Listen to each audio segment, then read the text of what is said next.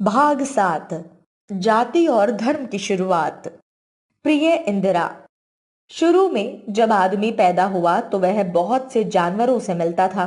धीरे धीरे हजारों वर्षों में उसने तरक्की की और पहले से ज्यादा होशियार हो गया। पहले वह अकेले ही जानवरों का शिकार करता होगा, जैसे जंगली जानवर आज भी करते हैं। कुछ दिन बाद मानव ने महसूस किया कि एक गिरोह में रहना ज्यादा समझदारी की बात है और उसमें जान जाने का डर भी कम है।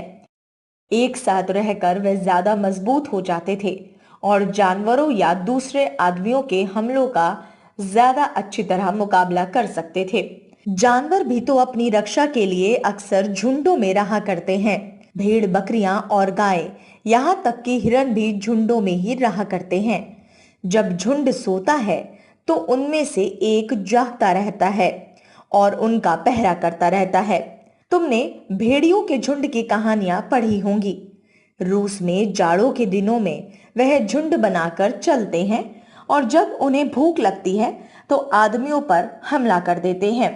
एक भेड़िया आदमी पर कभी हमला नहीं करता, लेकिन उनका झुंड इतना मजबूत हो जाता है कि वह कई आदमियों पर भी हमला कर बैठते हैं। तब आदमियों को जान बचाकर भागना पड़ता है और अक्सर भेड़ियों और बर्फ वाली गाड़ियों में बैठे हुए आदमियों में दौड़ होती है। इस तरह पुराने जमाने के आदमियों ने सभ्यता में जो पहले तरक्की की वह मिलकर झुंडों में रहना था। इस तरह जातियों की बुनियाद पड़ी।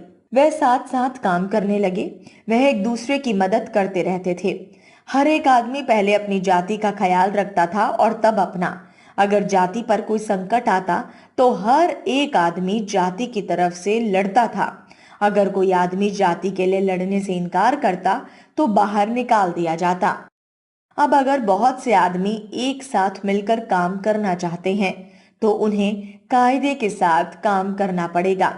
अगर हर एक आदमी मर्जी के अनुसार काम करे तो वह जाति बहुत दिन ना चलेगी। इसीलिए किसी एक को उनका सरदार बनना पड़ता है। जानवरों के झुंडों में भी तो सरदार होते हैं। जातियों में भी वहां आदमी सरदार चुना जाता था जो सबसे मजबूत होता था, इसीलिए कि उस जमाने में बहुत लड़ाई करनी पड़ती थी। अगर एक जाति के आदमी आपस में लड़ने लगे तो जाति नष्ट हो जाएगी। इसीलिए सरदार देखता रहता था कि लोग आपस में ना लड़ने पाए। हाँ, एक जाति दूसरी जाति से लड़ सकती थी। वह तरीका उस पुराने तरीके से अच्छा था जब हर एक आदमी अकेला ही लड़ता था। शुरू शुरू की जातियां बड़े बड़े परिवारों की तरह रही होंगी। उनके सब आदमी एक दूसरे के रिश्तेदार रहे होंगे। ज्यो ज्यो ये परिवार बढ़े, जातियां भी बढ़ी। उस जमाने में आदमी का जीवन बहुत कठिन रहा होगा, खासकर जातियां बनने के पहले। ना उनके पास कोई घर था, ना कपड़े। हाँ, शायद जानवरों की खालें पहनने को मिल जाती हों। उसे बराबर लड़ना पड़ता रहा होगा। अपने भोजन के लिए या तो जानवरों का शिकार करना पड़ता था या जंगली फल जमा करने पड़ते थे। उसे अपने चारों ओर दुश्मन ही दुश्मन नजर आते होंगे। प्रकृति भी उसे दुश्मन मालूम होती होगी, क्योंकि ओले, बर्फ और भूचाल वही तो लाती थी। बेचारे की दशा कितनी दीन थी। जमीन पर रेंग रहा है और हर चीज से डरता है, इसीलिए कि वह कोई बात समझ नहीं सकता। अगर ओले गिरते तो वह समझता कि कोई देवता बादल में बैठा हुआ उस पर निशाना मार रहा है। वह डर जाता था और उस बादल में बैठे हुए आदमी को खुश करने के लिए कुछ न कुछ करना चाहता था जो उस पर ओले, पानी और बर्फ गिरा रहा था। लेकिन उसे खुश करे तो कैसे? ना तो वह बहुत समझदार था, ना होशियार था। उसने सोचा होगा कि बादलों का देवता हमारी ही तरह होगा और खाने की चीजें पसंद करता होगा, इसीलिए वह कुछ मांस रख देता था या किसी जानवर की कुर्बानी करके छोड़ देता था कि देवता आकर खा ले। वह सोचता था कि इस उपाय से ओले या पानी बंद हो जाएगा। हमें यह पागलपन मालूम होता है क्योंकि हम वर्षा, ओले या बर्फ गिरने का कारण जानते हैं। जानवरों को मारने से उसका कोई संबंध नहीं है, लेकिन आज भी ऐसे लोग मौजूद हैं जो इतने नासमझ हैं कि अब तक वही काम किए जाते हैं। पुराने जमाने में आदमी हर एक चीज से डरता था और ख्याल करता था कि उस पर मुसीबत लाने वाले देवता हैं जो क्रोधी हैं और ईर्ष्या करते हैं।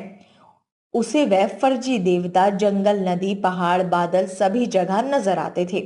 देवता को वह दयालु और नेक नहीं समझता था। उसके ख्याल में वह बहुत ही क्रोधी था और बात बात पर झल्ला उठता था। चूंकि वह उसके गुस्से से डरते थे, इसीलिए वह उसे भेंट देकर, खासकर खाना पहुंचाकर हर तरह की रिश्वत देने की कोशिश करते रहते थे।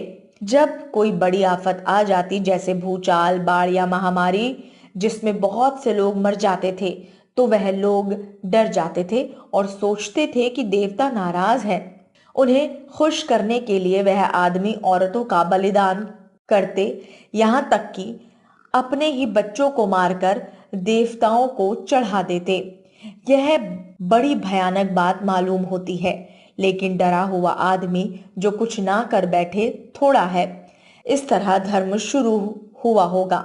इसीलिए धर्म या मजहब पहले डर के रूप में आया, और जो बात डर से की जाए बुरी है। तुम्हें मालूम है कि धर्म हमें बहुत सी अच्छी बातें सिखाता है। जब तुम बड़ी हो जाओगी तो तुम दुनिया के धर्मों का हाल पढ़ोगी और तुम्हें मालूम होगा कि धर्म के नाम पर क्या क्या अच्छी और बुरी बातें की गई हैं। यहाँ हमें सिर्फ यह देखना है कि धर्म का ख्याल कैसे पैदा हुआ और क्यों बढ़ा।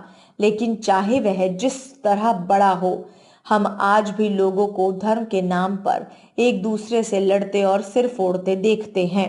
बहुत से आदमियों के लिए धर्म आज भी वैसे ही डरावनी चीज है। शुरू में आदमी को बड़ी कठिनाई का सामना करना पड़ता था। उसे अपना रोज का खाना तलाश करना पड़ता था, नहीं तो भूखा मर जाता। उन दिनों कोई आलसी आदमी जिंदा तक नहीं रह सकता था। कोई ऐसा भी नहीं कर सकता था कि एक ही दिन बहुत सारा खाना जमा कर ले और बहुत दिन तक आराम से पड़ा रहे। जब जाति बन गई तो आदमी को कुछ सुविधा हो गई। एक जाति के आदमी मिलकर काम करना या सहयोग ऐसे बहुत से काम करने में मदद देता जो हम अकेले नहीं कर सकते। एक या दो आदमी कोई भारी बोझ नहीं उठा सकते, लेकिन कई आदमी मिलकर आसानी से उठा सकते हैं।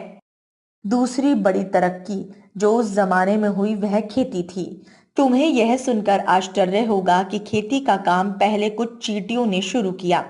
मेरा यह मतलब नहीं है कि चींटियां बीज बोती, हल चलाती या खेती काटती, मगर वह कुछ इसी तरह की बातें करती। अगर उन्हें ऐसी झाड़ी मिलती जिसके बीज वह खाती हो, तो वह बड़ी होशियारी से उसके आसपास की घास निकाल डालती। इससे वह पेड़ ज्यादा फलता फूलता और बढ़ता है। शायद किसी जमाने में आदमियों ने भी यही किया होगा जो चींटियां करती हैं। तब उन्हें यह समझ आया था कि खेती क्या चीज है। इसके जमाने में उन्हें एक युग बीत गया होगा और तब उन्हें मालूम हुआ होगा कि बीज कैसे बोया जाता है। खेती शुरू होने पर खाना मिलना बहुत आसान हो गया। आदमी को खाने के लिए सारे दिन शिकार करना पड़ता था। उसकी जिंदगी पहले से ज्यादा आराम से कटने लगी। इसी जमाने में एक बड़ा बदलाव हुआ। खेती के पहले हर आदमी शिकारी था और शिकार ही उसका एक काम था। औरतें शायद बच्चों की देखरेख करती होंगी और फल बटोरती होंगी, लेकिन जब खेती शुरू हो गई तो तरह तरह के काम निकल आए। खेतों में भी काम करना पड़ता था। शिकार करना, गाय बैलों की देखभाल करना भी जरूरी था। औरतें शायद गायों की देखभाल करती थी और उनको दूहती थी। कुछ आदमी एक तरह का काम करने लगे, कुछ दूसरी तरह का। आज तुम उन्हें दुनिया भर में हर एक आदमी एक खास किस्म का काम करता हुआ दिखाई देता है। कोई डॉक्टर है, कोई सड़कों और पुलों को बनाने वाला इंजीनियर, कोई बढ़ई, कोई लुहार, कोई घरों को बनाने वाला, कोई मोची या दर्जी आदि। हर एक आदमी का अपना अलग पेशा है और दूसरे पेशों के बारे में वह कुछ नहीं जानता। इसे काम को बटना कहते हैं। अगर कोई आदमी एक ही काम करे तो उसे बहुत अच्छी तरह करेगा। बहुत से काम वह इतनी अच्छी तरह पूरे नहीं कर सकता। दुनिया में आजकल इसी तरह काम बटा हुआ है। जब खेती शुरू हुई तो पुरानी जातियों में इसी तरह धीरे धीरे काम का बंटना शुरू हुआ। अब मैं अपनी लेखनी को विराम देता हूँ। हमारी तरफ से तुम्हें बहुत सारी शुभकामनाएं। तुम्हारा पिता, पंडित जवाहरलाल नेहरू। भाग 8।